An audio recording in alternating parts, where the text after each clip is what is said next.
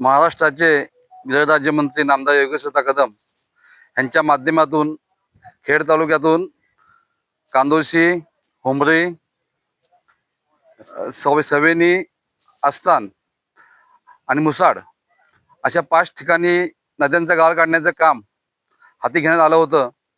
परंतु या आस्थान गावामध्ये काही राजकीय पुढाऱ्यांनी त्याला वेगळं वळण लावलं आणि या आस्थान नदीतला गाळ काढत असतेवेळी गावासोबतच या ठिकाणी असलेली वाळू आज गायब झालेली आहे.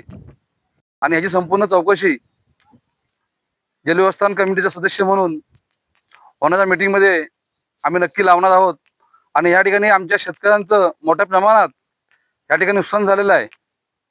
का आज संपूर्ण गाव त्यांनी नदीच्या बाजूलाच दगडगोटा मोठा आहे तो बाजूलाच काढून ठेवला आहे. त्यामुळे शेतकऱ्यांचं नुकसान झालेलं आहे. शेतकऱ्यांच्या खूप तक्रारी ह्या आमच्याकडे आलेल्या आहेत आणि दादांच्या आदेशानं त्याच्या आज आम्ही या ठिकाणी पाणी करायला आल्यानंतर या ठिकाणी निदर्शनामध्ये येत आहे की नदीचा फक्त वाळू काढण्यासाठी यांनी फायदा करून घेतलेला आहे. आणि स्थानिक पुढाऱ्यांना हाताशी घेऊन त्यांनी विविध प्रकारच्या बातम्या माध्यमातून या ठिकाणी लावलेल्या आहेत. परंतु आज माझी त्या ठेकेदाराला विनंती असेल की कोणत्याही गावामध्ये हे काम करते असलेली तिथं आमचे जे सहकारी आहेत त्यांना विश्वासात घेऊन अतिशय चांगल्या पद्धतीने या ठिकाणी काम करता आलं असतं. परंतु कुठेतरी कामाला राजकीय वलन लावण्याचं काम या ठेकेदाराने केलेलं आहे आणि त्याचा जाब नक्कीच आम्ही आमच्या माध्यमातून या ठिकाणी विचारू. आज त्या ठेकेदाराला आम्ही या ठिकाणी थांबायला सांगितलं होतं, परंतु आज या ठिकाणी 2:30 वाजले तरी या ठेकेदार या ठिकाणी आलेलं नाही. संबंधित अधिकाऱ्यांना फोन लावून सकाळी सांगितलं होतं की आज दुपारी आम्ही त्या ठिकाणी पाणी घ्यायला जाणार आहोत, तेव्हा तुम्ही ठेकेदार त्या ठिकाणी पाठवा. पण तो ठेकेदार जाणून बुजून या ठिकाणी उपस्थित झालेला नाही आहे. ह्या कामाची सखोल चौकशी व्हावी आणि जे ठेकेदाराने या ठिकाणी जे काम केलंय ते अतिशय म्हणजे आमच्या शेतकऱ्यांचं मोठ्या प्रमाणात त्या ठिकाणी नुकसान होतंय. का जो नदीचा म्हणजे गाळ आहे तो संपूर्ण त्यांनी नदीच्या बाजूला ठेवलाय. बाजूला ठेवल्यामुळे बाजूला जी लोकांची शेती आहे तो शेतीमध्ये तो गाळ भविष्यामध्ये जाणार आहे आणि आमच्या शेतकऱ्यांचं नुकसान होणार आहे आणि त्यांची भरपाई शेतकऱ्यांना त्याच्याकडून वसूल करून द्यावी अशी मी अशा ठिकाणी विनंती करेन.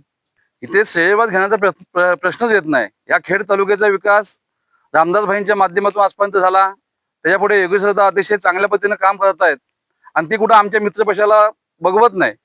आज संपूर्ण खेड तालुक्यामध्ये अतिशय चांगलं वातावरण आहे. परंतु इथले काही पुढारी भाजपचे सर्वच पुढारी असं करत मी म्हणणार नाही, पण काही पुढाऱ्यांच्या पोटात दुखतं की त्यांना चांगलं केलेलं काम पटत नाही.